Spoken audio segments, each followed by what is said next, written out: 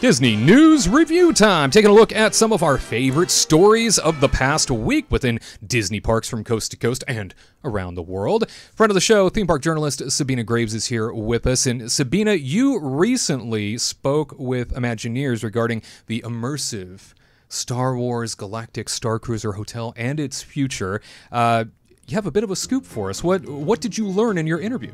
Yes, I had the amazing opportunity to talk to Alex Lee, who's an entertainment producer for the Halcyon and just all around in Disney parks. He is someone who even worked on Savi's workshop, which was a great point in our conversation because he got to see the evolution of the lightsabers from doing the whole ceremony to actually getting to train on board the Galactic Starcruiser with lightsabers. And that is such an incredible thing. But one of the best points of our conversation was the idea that, like, as they've gotten more guests on board, they're starting to see sort of the differentiation between the casual fan and like the super fan and how they're reacting to the immersive storytelling aspect of the 2-day experience.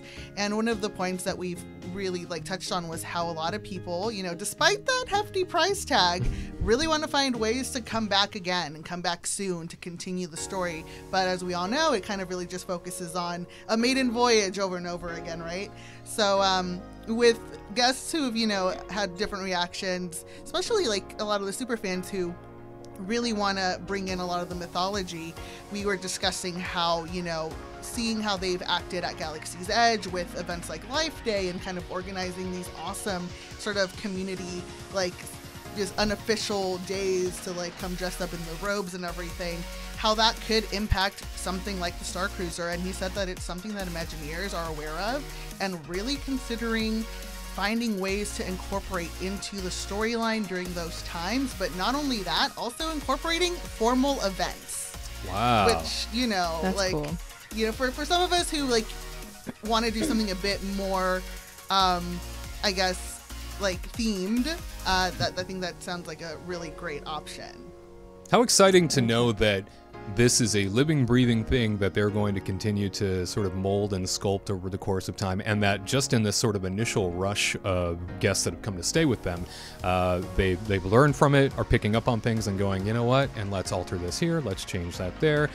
Certainly, it's been a place that I know has had a lot of interest surrounding it just out of this new concept, right? This new concept that Disney is exploring and trying for the first time.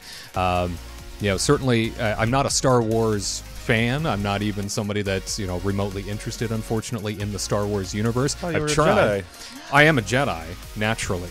Oh, it just came to you one day. There was no training necessary or anything like that. It's something that It was oftentimes comes upon you without knowing, and then when you wake up one morning and you go, "Is that my Force? Is that the Force in my heart? Is that the Force is in my heart?" I think you might be a Sith. So that whoa. You're a red lightsaber person. I can see it. I don't like that, but they're kind of the coolest looking ones. Anyway, for somebody who's not necessarily wrapped up in the Star Wars universe and really super engaged with it or anything like that, and it's not that they don't tell great stories. They certainly do. I appreciate some of the movies. I'm just not a Star Wars nut. However, this place that they've created certainly can be a gateway to an awful lot of additional immersive hotel stays, immersive resorts in the future if it's successful. So it's really cool to me to hear that they are being creative and responsive in what they're learning and doing it so fast. Definitely. That's awesome. Yeah, I know it just definitely comes with the trepidation of we love our Imagineers and how they really want to provide a lot of really interesting experiences that they talk about, especially at expos and stuff when we get our hopes up, and then sometimes they don't entirely make it into these things, right? We have a lot of the wishes we had for Galaxy's Edge that didn't come to pan out, but they have kind of panned out on the Starcruiser, so it really makes you think that maybe they'll incorporate some of those things further on experiences like that. Yeah, I would hope so. I definitely would, because I don't know. I'm kind of one of those people that's a little bummed out that they reserved so much of that stuff for the Starcruiser, because especially just because of how they touted Galaxy's Edge. But I don't know. That's besides the point. I think it's really cool for them to keep on evolving and getting better and better at how they tell their stories. I think that's exciting to hear. I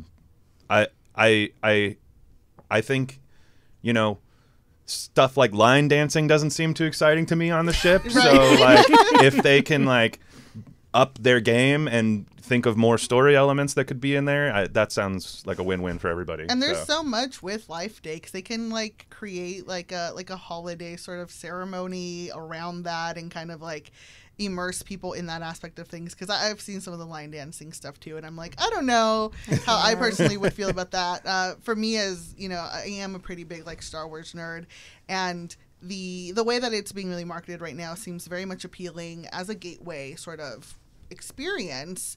That, you know, I've always been like, well, what if they did like a spooky version of the Starcruiser where you're like hunting Sith ghosts or something? Like, I would put $6,000 down for that, you know, where it's like deep into the lore of like the Sith and like kind of like more into like the horror aspect of it.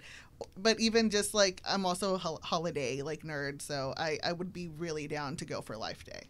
I'd be curious to see how many people would be into like forgoing the traditional Starcruiser experience for like a more holiday oriented, like, you know, a Christmas thing or something like that. Because, you know, for me personally, I feel like I would almost feel like I was missing out on some of the like stuff if I was going during a holiday. But I don't know. That remains to be seen. There's plenty of ways they can handle that stuff. So it's big on the Disney Cruise Line. You know, Christmas cruises true. often sell out. So kind of makes you wonder if, like, hey, taking a cruise aboard the Halcyon. Like, bring like a tree with you Yeah. on the Halcyon, My Life and Day then you tree. like put it in your room and stuff, and like then a tiny Christmas tree.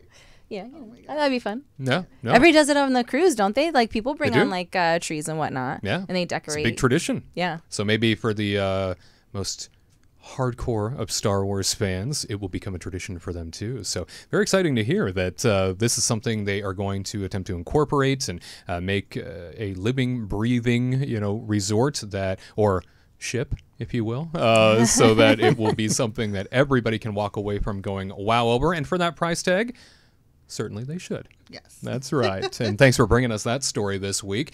Moving along here, Walt Disney World is bringing back some fan favorites. Yes, indeed. As a matter of fact, Walt Disney World Resort, according to USA Today, is bringing back the Hoop-Dee-Doo musical review. Nearly as old as the Florida resort itself is coming back this summer to the Fort Wilderness Resort and Campground on June 23rd for the first time since the pandemic shut it down. Disney Parks announced this past week the Frontier-inspired dinner show debuted in 1974. Its return is the latest in a series of reveals in recent days. The coming returns of Disney World's minivan ride service, as well as Disney's cultural representative program, were also announced this past week. All great things to be sure. The Disney Programs is targeting an August return date for the cultural representatives. In addition to that, there are no specific return dates for the minivan service. That sort of like lift of Minnie and Disney variety, if you will. So you've got your minivans decorated to look like Minnie Mouse, and essentially a Disney cast member replaces a Lyft driver, but you still call for it in the Lyft app. With that in mind, Katrina, Hoop-Dee-Doo musical review coming back to us. First of all, how would you describe the Hoop-Dee-Doo to maybe someone who has never been? I have never been. Please tell me. Someone needs to know here. And do you think it's worth the price? Because it can be very expensive for someone to book. Yeah, I mean, setting, right? It's like a pioneer in the frontier full of like comedy, fun skits and musicals where, you know, it's kind of pricey. There's like different categories, and like where you sit is like what the price is, I think, and like the time. And so for adults, it's like $66 to $74. For kids, it's $39 to like $44, depending on the category.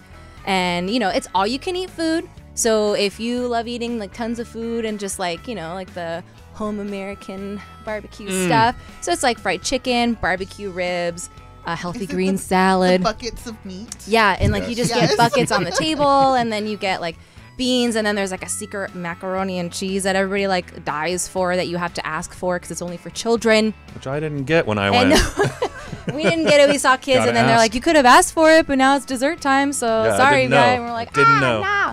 And then they have like the cornbread, gluten-free cornbread for us. Super tasty. I had to get like seconds on it because it's actually really good. Which resort is this at again? And so is, what is it, Wilderness? Fort Wilderness. Fort Camp Wilderness. Road. I always call it Wilderness Lodge. And Yeah, that is there's a not lot it. of wilderness, a lot of wilderness names right in that area. It's really fun because there's like that's where people go and like do like the camping, or they have like the log cabins that you can rent, and then they have like the where you can bring your RV and stuff and park. So we did it during Halloween, right? And so everybody decorates outside of their campground. It's actually really neat to do before you go to dinner.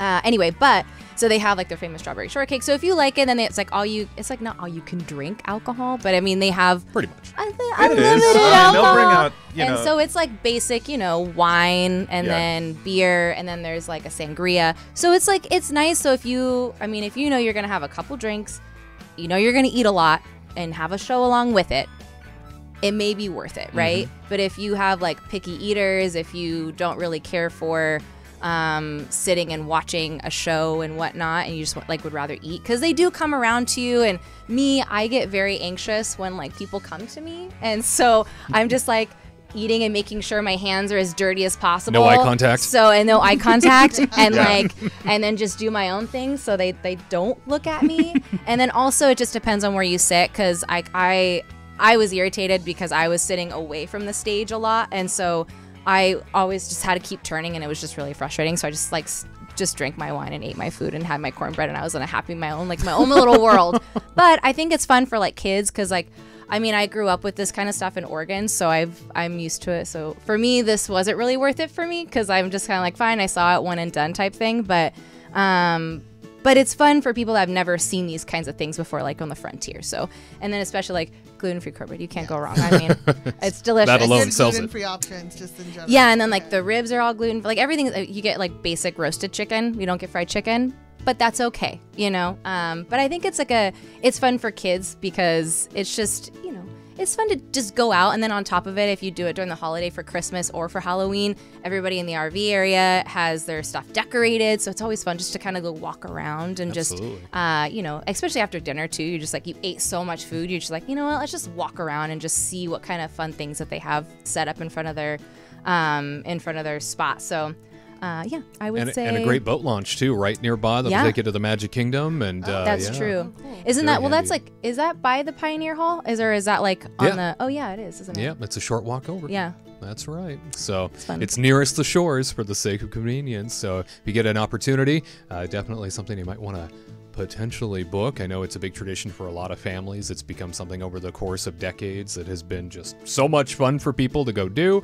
So thank you, Katrina, for that. Hoop-Dee-Doo coming back this summer. In addition to that, the Epcot and Walt Disney World Cultural Representative Program, bringing back people from the nations that are represented not just at Epcot, but in places like Disney's Animal Kingdom Lodge, bringing folks that might best represent that culture and that environment, are also coming back for the first time. And Tyler, how important are the cultural representatives to the overall Walt Disney World experience?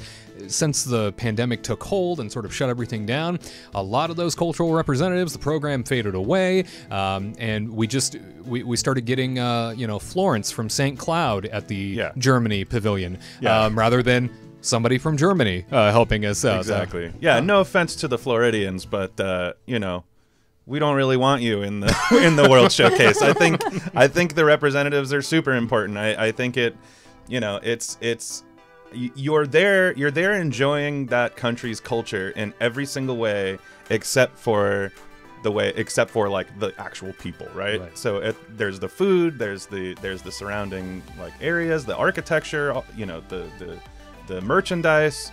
Just the one thing that tips it over the edge is those wonderful people that come from all over the world. And so I think they're incredibly important, and I'm really excited for them to come back and have some more fun with us in Disney World, because it's been a part that's been missing for sure. Well, yeah, and they're able to wear the costumes. Like their costumes are representative towards the country, and everybody that right now is working there is not wearing those because they They can't. all have the flag. So it shirts doesn't on. look the same. Yeah, not nearly as authentic. I mean, because there's nothing more authentic than Lederhosen. That's right. Thank you very much. That's right. Yeah. That's the culture I want to rub up against. Thank you very much. All right, moving along here from the East Coast back to the West Coast, Disneyland Resort style. Big news coming out of Disneyland as a certain classic attraction is about to get a retheme once again. The Orange County Register reporting that a fleet of X-Wings, TIE Fighters, and Star Destroyers are heading back to Disneyland with the return of Hyperspace Mountain as the Anaheim theme park prepares for a series of Star Wars nights and the Star Wars Celebration. The Space Mountain indoor roller coaster will close for one day on April 28th and reopen as Hyperspace Mountain for a limited time starting on April 29th. According to Disneyland officials, Disneyland hasn't said how long Hyperspace Mountain will stay in Tomorrowland this time, but if history is any gauge, they write, you can expect the popular Star Wars overlay to stick around for a while. And with this in mind, Sabina, our resident Star Wars geek and all things expert at the Star Wars universe, let me push up my glasses here, of all the overlays that we've seen of the iconic attraction Space Mountain, that is, how would you rate Hyperspace Mountain in sort of the sort? I am a big fan of something that we haven't seen in a long time, and that is Rockin' Space Mountain. I don't know if y'all ever experienced that. I never got to, but I've heard many things about it. Yes. I've heard many good things and many bad things. I It's enjoyed it a good deal, let me tell you. Yeah, Wouldn't well, mind if it came a back. Sith would. Oh, spicy. There's only Jedi in this heart, I'm telling you. But Sabina, where would you rate it? What do you think of Hyperspace Mountain? I mean, John Williams' music in Space Mountain just easily. I feel like I'm biased in that way. So, for me, it ranks really highly. I'm just really excited that we're getting these overlays back again. We haven't gotten Ghost Galaxy yet. I think last year we didn't at all, and it's just been, just regular Space Mountain, which is really solid with its really awesome soundtrack. But I'm happy to see that different overlays are coming back to Tomorrowland, which definitely needs some love, as we all know. I hope this bodes well for the area, and it kind of does feel that for a celebration it makes sense, but then it kind of also seems like the outskirts of the park are Star Wars, so Yeah.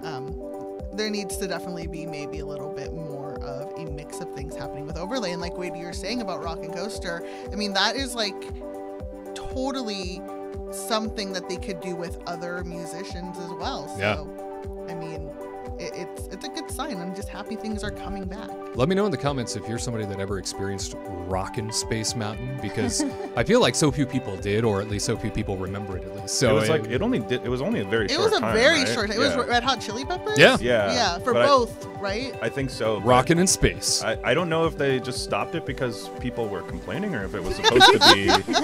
I'm not trying to throw shade at you, Wade. Like like I said, I've never done it, and I think I probably would have liked it, but I know that the consensus was that it wasn't the favorite overlay. But yeah, I don't know. I think Hyperspace Mountain's awesome too. So I hope they do more. You're right. Sounds of a Sith. We heard it right there. Thank you very much. Who's the real Sith in this room? I don't know. I get a feeling it might be coming from Goodness. way over there. Nah, couldn't be me. Hard to tell. I At like any red rate, swords though. we move on into Norland Square at Disneyland, where the Orange County Register is reporting that the famed Bayou ambiance and waterside setting of Disneyland's Blue Bayou restaurant has been temporarily hidden behind construction walls as the Pirates of the Caribbean attraction undergoes a seasonal refurbishment. The Blue Bayou restaurant in New Orleans Square at the Anaheim theme park will close for refurbishment beginning on April 21st, according to Disneyland officials. And until then, patrons will find blue and white construction walls separating the dining area from the dark ride Bayou. Yeah, you won't be able to see Pirates of the Caribbean. Disneyland kept the Blue Bayou fan favorite experience open during the Pirates of the Caribbean renovation to accommodate as many guests as possible, according to Disney officials. And Pirates of the Caribbean closed on March 14th for a seasonal refurbishment that is scheduled to be complete before Fantasmic returns on May the 28th. During the ride closure, Disneyland is working to improve traffic flow in the New Orleans Square area along the rivers of America ahead of the return of the Nighttime Spectacular. And currently, there is no set time in which the Blue Bayou will be returning. I would imagine that it will probably come back just prior to summer in order to accommodate the massive crush of crowds that will no doubt be descending upon Disneyland to see Fantasmic once again. Katrina, Blue Bayou is already one of the hardest to secure reservations at Disneyland, and when it loses its signature view of pirates like it has, what would you say are some of the selling points of dining there now? I mean, it might be a little easier potentially to get a reservation now that you know you're not going to have that epic view. If people research it, yes. Yeah. Like, I think they'd be very, very angry if they walk in and they see those hideous walls. Yeah. I guess the one reason why I would go would be probably to get a glass of wine. Oh. That's it. Yeah. I don't know. They have like limited alcohol in there now. You got to pay a pretty penny for the food. Honestly, I don't think it's worth it at the moment. Cancel your reservations, in my opinion, if you do have them, because it's not worth it. They don't even have surf and turf anymore in the menu. It's true. And scalloped potatoes off the menu. Mashed potatoes. Who does this? Monsters. Walt would be Monsters. churning in his Chapek, urn. that's who. He would. That's who. But you know, it's not worth it right now. Cancel your reservations. There's really nothing to really say like you need to go there right now and go eat it, because if it's the Monte Cristo, yes, they serve it there at lunch. You can also get it over at Cafe Orleans. So it's not. There's really like nothing to do right now. So cancel your hang in reservations. So yeah. All right. Wait. Just wait. That's your trusted theme park perspective right there. Katrina Manzoni, ladies and gentlemen. Travel agent extraordinaire. The truth. Travel agent to the stars, even. A lot of people don't know that. This star right there. That's right. Tyler Crouch. He's, That's me. What the kids call a big deal. Thank you for that. I've never heard anybody say that to me before. Everyone but says it. I believe it. Yeah. I believe it. Yeah, all the kids tell me that. Moving along here, Disney Parks bringing back some character loving. That's right, Yahoo News is reporting character meetings are coming back to Disney World and Disneyland this spring for the first time since the COVID-19 pandemic shut them down 2 years ago. Disney's U.S. theme park locations will begin reintroducing the quintessential Disney entertainment experience as soon as April 18th, according to a blog post from Disney Live Entertainment's senior communications manager, Sean Slater. The return will be conducted in phases, scheduled to begin in the spring and last through early summer, meaning not every location will have them immediately. So keep that in mind. It is a phased reopening. This exciting milestone continues the recent powerful momentum of returning entertainment across the Disney parks and resorts, Slater wrote in the blog post. And Walt Disney World, of course, is celebrating its 50th anniversary. Up until this point, Disney World and Disneyland have been doing distanced character meet and greets. However, Walt Disney World moving forward a little bit quicker than Disneyland has in terms of bringing characters back indoors and bringing them back in a space where you can get a little bit closer. However, it sounds like we are now getting even closer literally to these characters. In addition to that, getting closer date and time-wise for the sake of bringing back so many of these character interactions the way that they used to be in a traditional sense. Tyler, we watched viral videos from the last 2 years of children being sort of cut off at the pass, unfortunately, from being able to hug their favorite character. You know, what does it mean to have the traditional meet and greets coming back? Well, you know, I'm going to be honest, I've never been one of the people that, like, loves to hug Mickey every time I go to the parks, you know, but at the same time, I understand how important it is for so many other people, and like you were mentioning, kids. I mean, it is kind of sad to see these kids who have the you know, they don't have the understanding of why they can't hug Mickey or anything like that, and yeah, the heartbreaking videos of cast members being like, no, get away, like. You will stand down. Yeah, exactly. That's always been a bummer. So I'm really happy for families to be able to have their kids give hugs again. That's going to be like a lot of beautiful moments all over the place. And for myself though, you know, just because I'm not necessarily the biggest hugger, I'm still excited to be able to take pictures with these characters again. Like, I think that's really been missing, and especially if you go to something like, you know, Goofy's Kitchen, and you can't even, you know, right. and you can't. It is tough. Like, that's like half of the reason you're paying is for the, you know, for the individual entertainment that you get from these characters, and they can't do that. So it's good to have that back. I just hope that they keep some of the long distance character kind of interactions as well, because I mean, come on. Seeing Winnie the Pooh running around trying to catch butterflies over in Disney World is like one of the cutest damn things in the world. And so they need to continue doing stuff like that. And because it's almost like its own version of Streetmosphere, right? Yeah, like, it's a great way to put it. When you have like this, when you have bands and things playing out in Main Street, it makes it feel alive.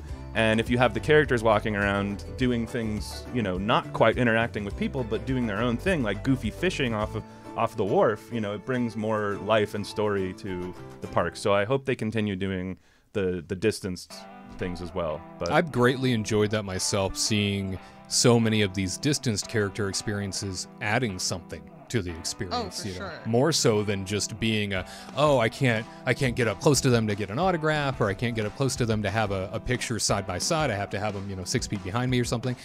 There is such a great testament to the quality of storytelling in how they've managed to develop a lot of these character interactions that have to be distanced out now, that it's made the experience overall better. And Sabina, either coast, what character meet and greet would you say is the best? Oh my goodness. I would have to go with Tyler's sort of take on it, because at Disney World you have Winnie the Pooh running around trying to catch butterflies. You know, Alice was over in the gardens as well. And we had something kind of similar here at Haunted Mansion Holiday, where Jack and Sally were on the balcony of the mansion and interacting with guests in the queue. And I thought that was incredible. It lends itself to that streetmosphere that was really needed for that area. And I honestly have taken way more pictures with characters in the past couple of years, because I can just like pop by and just like, you know, take my selfie and then like move along, and have had like really fun interactions with characters. Although I do see the importance of having, you know, that opportunity for children to meet their favorite characters, and just how much of a milestone it is for families that are on vacation. I recently went to Tusker House, and I was a little bummed because I just got to see them run around dancing by my table. It's a little weird, huh? And it's a little weird. So, you know, to like be able to pay for those experiences again and kind of have like the individual sort of like interaction is something I greatly look forward to.